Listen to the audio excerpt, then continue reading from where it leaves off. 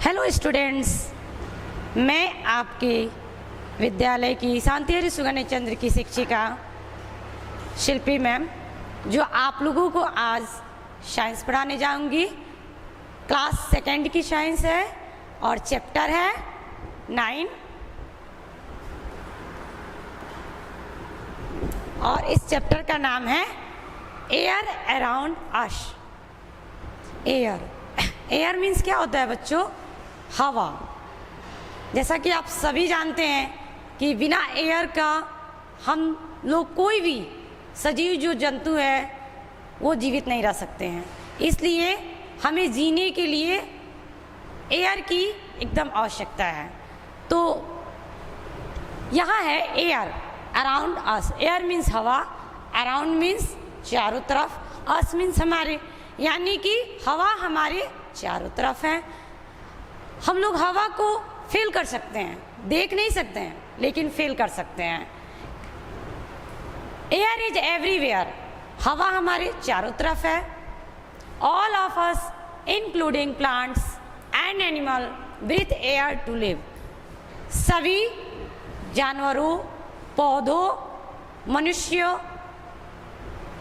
पशु, पक्षी, इन सारे चीज़ों को जीने के लिए एयर की आवश्यकता होती है। Air contents many things. हवा में बहुत सारी चीज़ें मिले रहते हैं।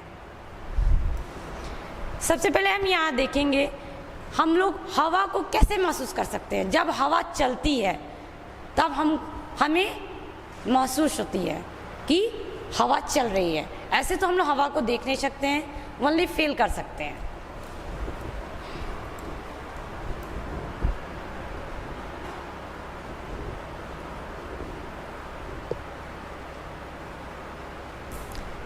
Air contents water vapour. हवा में जलवाष्प घुली हुई रहती है। वो कैसे, आपको बताते हैं। जैसे आप देखते होंगे कि बारिश होती है और बारिश होने के बाद सारे नदी तालाब एकदम से भर जाते हैं, और जब धूप अचानक से निकलती है तो वो क्या होता है, धूप की गर्मी से जो नदी तालाब का जो पानी होता है वो वाष्प बनकर उड़ जाता है और वो हवा में मिल जाता है। तो ऐसे क्या होता है, पानी जो है उड़कर हवा में मिल जाती है। तो one heating waters becomes water vapour. जब पानी गर्म होकर वाष्प बनकर उड़ता है तो वो हवा में मिल जाता है। It goes into the air. Steam rising from boiling water. जब हम पानी को बॉयल करते हैं तब भी वो क्या होता है, वाष्प बनकर उड़ जाता है और वो हवा में मिल जाता है। तो इस तरह से हवा में पानी भी मिला रहता है।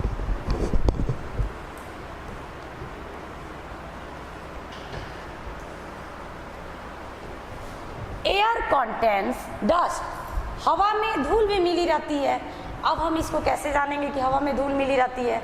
जब बहुत तेज हवा चलती है तो क्या होता है, उसमें का जो धूल होता है वो उड़कर हवा में मिल जाता है। इस तरह से हवा में धूल भी मिली हुई रहती है। Dust is like fine powder. Dust क्या होता है, जो धूल होती है एकदम पाउडर के समान होती है और वो जाकर हवा में मिल जाती है।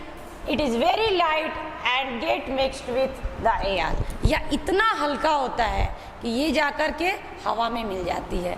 जैसे आप देख रहे हैं यहाँ पे झाड़ू लगाया जा रहा है, तो इसका जो डस्ट है वो क्या होता है, वो उड़कर हवा में मिल जाता है।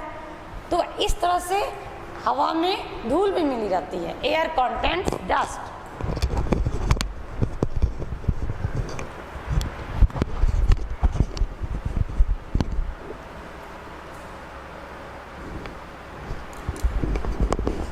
Air contents smoke. हवा में धुआं भी मिली रहती है। जैसे आप लोग देखते होंगे जो रोड के किनारे, रोड पे जो गाड़ी, बस, व्हीकल्स जितने भी सारे चलते हैं, या फैक्ट्रियों से जो धुएं निकलते हैं, इन सब के धुएं जो है वो कहाँ जाकर मिलते हैं, हवा में मिलते हैं।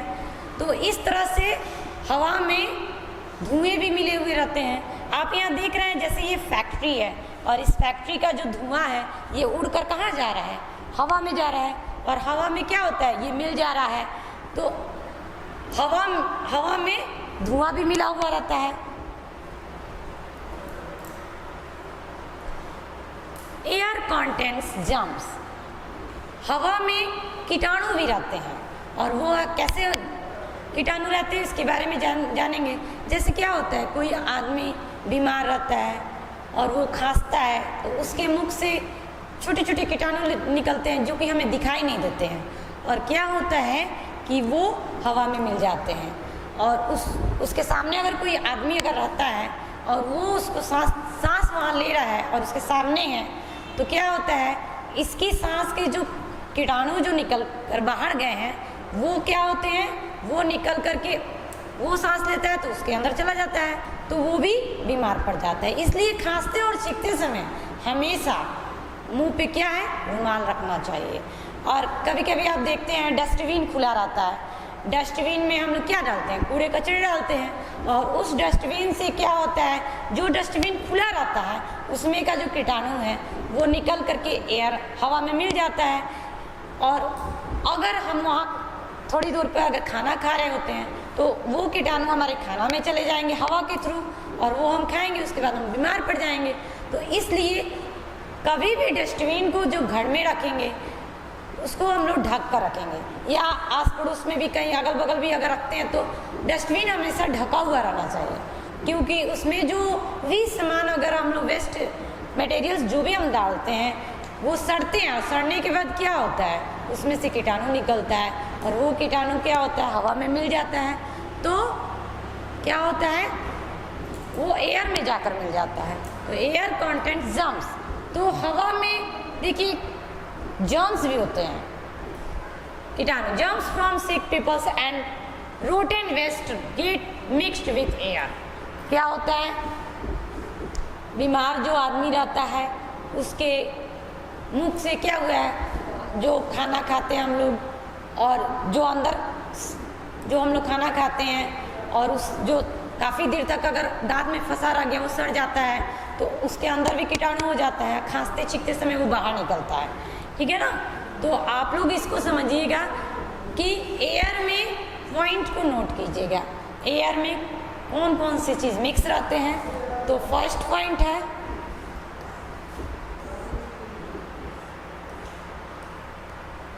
आपको बता ही दिए,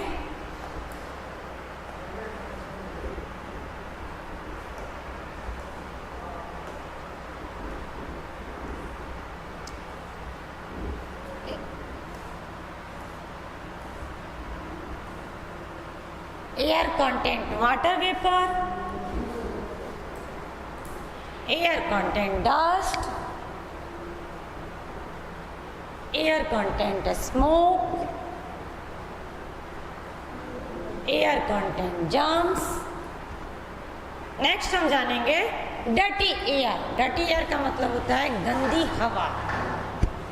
smoke, germs and too much dust make the air dirty. जब हवा में धुआं, कीटाणु एंड बहुत सारे क्या होते हैं, धूल, ये सब मिक्स हो जाते हैं, तो वो जो एयर है वो गंदा हो जाता है, और उस एयर को जब हम सांस लेंगे तो क्या होगा, हम बीमार पड़ जाएंगे। इसलिए हवा को फ्रेश रखने के लिए हमें क्या करना चाहिए, अधिक से अधिक मात्रा में पेड़ पौधे लगाना चाहिए, जिससे हमारा जो वातावरण है वो क्या होगा, स्वच्छ होगा, और इससे हम भी स्वच्छ रहेंगे। तो एयर का हमारे लाइफ में बहुत ही इम्पोर्टेंट रोल है। सो ऑल स्टूडेंट्स आप लोग इस पे ध्यान दीजिएगा। क्लीन एयर, क्लीन एयर का अर्थ होता है साफ हवा। We need clean air and fresh air to breathe it, keep us healthy. हम लोगों को सांस लेने के लिए एकदम से फ्रेश हवा की आवश्यकता है, और साफ हवा अगर हम लोग सांस लेंगे तो इससे हम लोग स्वस्थ रहेंगे। Throw your waste in a dustbin and close the lid. कभी भी कूड़े कचरे को डस्टबिन में डालिए और उसके ढक्कन को बंद कर दीजिए। सेकेंड, ऑलवेज यूज ए हैंकी व्हाइल स्नीजिंग और कफिंग। खांसते और छींकते समय हमेशा रुमाल का इस्तेमाल करना चाहिए। जैसा कि आप यहाँ एग्जाम्पल्स में देख रहे हैं, बच्चे जहाँ ज़्यादा पेड़ पौधे रहते हैं वहाँ की जो वातावरण होती है शुद्ध होती है, वहाँ जो हवा जो होती है वहाँ शुद्ध होती है। और वैसे ऐसे जगहों पे क्या होता है, हमें फ्रेश हवा सांस लेने को मिलती है।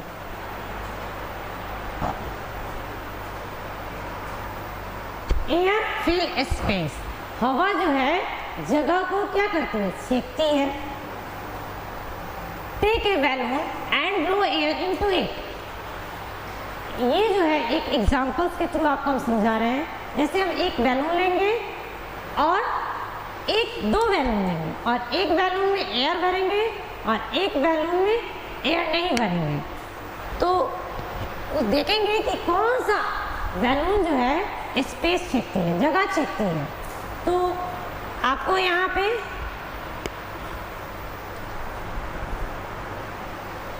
दिखा रहे हैं,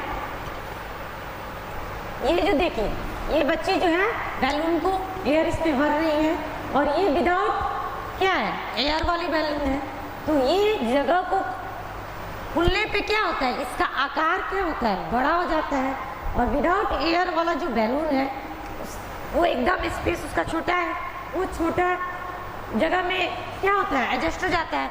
लेकिन जब बैलून में हम एयर डाल देते हैं तो वो बड़ा हो जाता है और उससे क्या होता है, स्पेस ज़्यादा छेकती है। तो इससे पता ये चलती है कि क्या होता है, एयर जो है स्पेस भी छेकती है।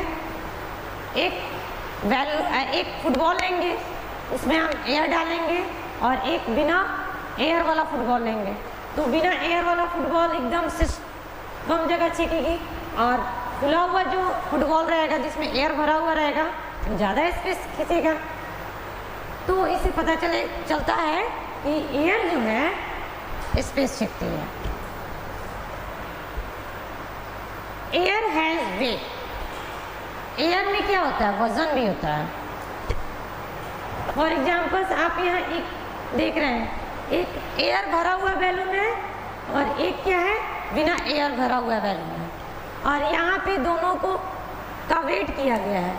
तो देख रहे हैं जैसे यहाँ पे जिस बैलून में एयर है उसका वेट ज़्यादा है और जिसमें एयर नहीं है उसका वेट एकदम हल्का है।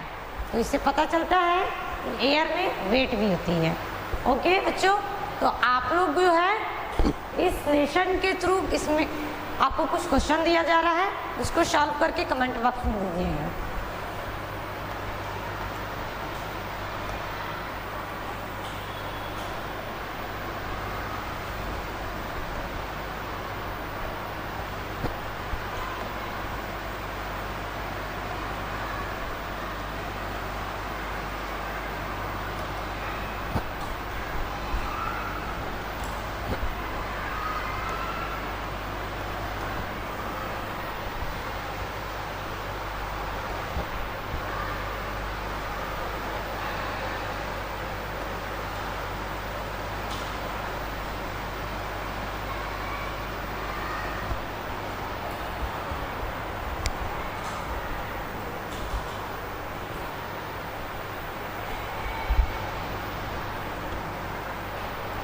ओके बच्चों, यहाँ आप लोगों को 2 क्वेश्चन दिए गए हैं, आपको उसको सॉल्व करके इसका जो आंसर कमेंट बॉक्स में देना है।